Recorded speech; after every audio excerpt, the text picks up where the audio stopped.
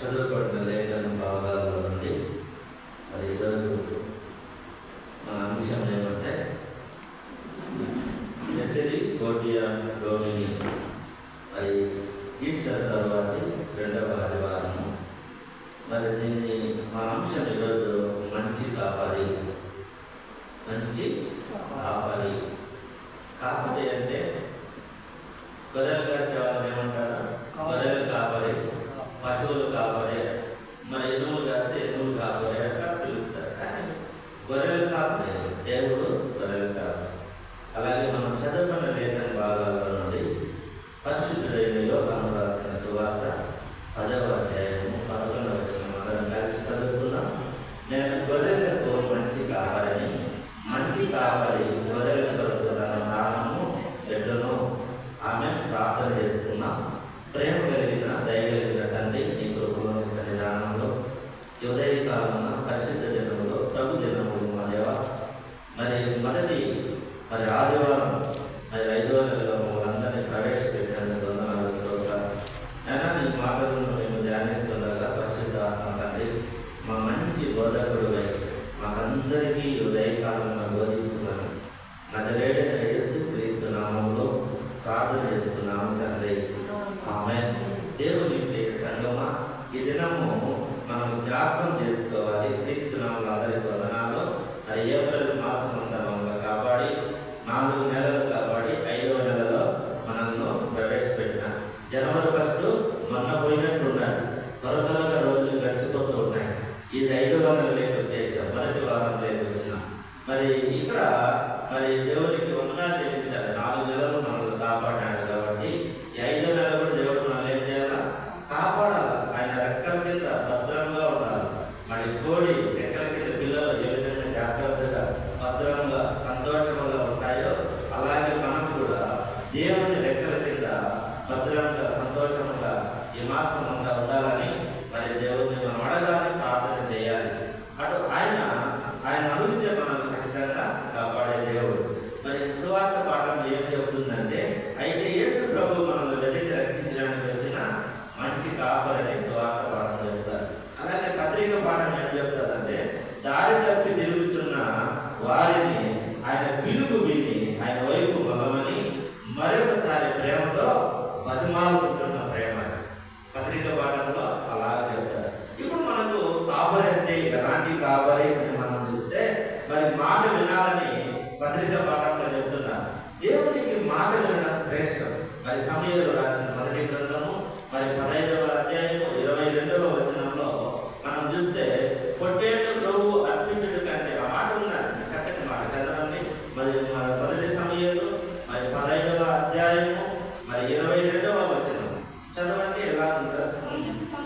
అందుకు సమయంలో తాను సెలవిచ్చిన ఆజ్ఞను ఒకడు కైకొనుట వలన యెహోవా సంతోషించినట్లు ఒకడు దహన బలులను అర్పించుట వలన ఆయన సంతోషించున. ఆలోచించుము. బలులు అర్పించుట కంటే ఆజ్ఞను గైకొనుటయు, పొట్టేలు కొవ్వు అర్పించుట కంటే. ఈరోజు మనము దేవుని మాట వినడము శ్రేష్టం అంటారు. పొట్టేళ్ళు కొవ్వు అర్పించుకుంటే, బలులు అర్పించడం కంటే, డబ్బులు దేవునికి ఇవ్వడానికంటే, నువ్వు 10,000 లక్ష రూపాయలు దేవునికి అర్పించి దేవుని మాట వినకపోతే, ఆయన చెప్తున్నాడు, ఇవన్నీ అర్పించడం కంటే దేవుని మాట వినడం శ్రేష్టము అని చెప్తా ఉన్నాను. అన్నిటికంటే ముఖ్యము, నువ్వు ఎంత దేవునికి మరి నువ్వు ఎంత దానం ఇచ్చినా, పొట్టేళ్ళు అర్పించినా, కొవ్వు అర్పించినా, ఎన్నెన్న యాగాలు చేసినా కూడా ఏం ఉపయోగం లేదు. దేవుడు సంతోషించాడు. ఆయన సంతోషించేదంటే ఆయన మాట వినాలా, ఆయన మాట వినాలి. మాట వింటే శ్రేష్టం. కాబట్టి ఈ దినాలు మనం దేవుని మాట వినాలి. దేవుని మాట వినాలా. మాట వింటే లోబడతాం, మాట వినకపోతే లోబడతాం. ఈరోజు రైలు వస్తూ ఉంటుంది, రైలు పట్టాల మీద వాళ్ళ తండ్రి అక్కడ ఉంటాడు, పిల్లవాడు అక్కడ ఉంటాడు. ఆయన రైలు వస్తే దాటిపోరా అంటే వాడు దాటిపోవాలి. మాట నేను వినకంటే ఏమైంది, రైలు తప్పుసుకెళ్ళాలి. మాట వినడం చాలా శ్రేష్టం. ఈ దినాన మనం దేవుని ప్రియ సంగమా, దేవుని మాట వినడానికి ఇష్టపడాలి, దేవుని మాట వినాలి. అందుకోసమనే ఈయన కాపరినైనా ఎటువంటి కాపరి అంటే మనకు ఆయన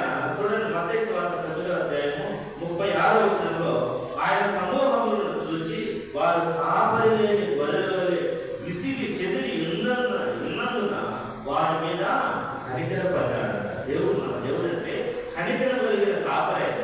కాపరి లేకుండా, ఒక నాయకుడు లేకుండా గొర్రెలన్నీ చెదిరిపోయి ఉంటే వాటిని చూసి కనికరపడిన దేవుడు.